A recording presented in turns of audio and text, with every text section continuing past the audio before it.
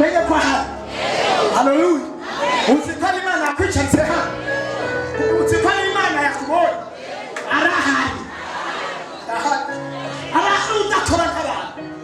Arahari udakora nk'abantu. Arahari nkare kibuga. Arahari nkare mu muryango wa Yuda. Arahari Alfa na Omega. Arahari intango n'iherezo. Arahari wanesheje byose. Ya. Uziko hari.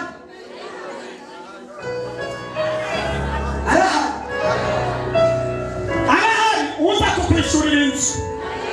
Arahari uza kukugaburira. Arahari uza kumenya imisonga yawe.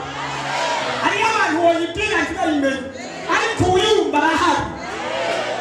Umva, arahari. Uwahagurutse mu ijuru bose baze guhaguruka. Aravuga ngo cyeho ndagiye. Arahari.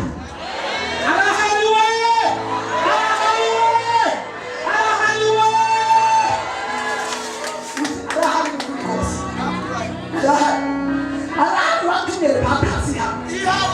Arahari. Arahari. Ariko nzi yuko umucunguzi wawe arahari. Arahari wabuye gukura muri bya mpamvu. Umutima wabyimye.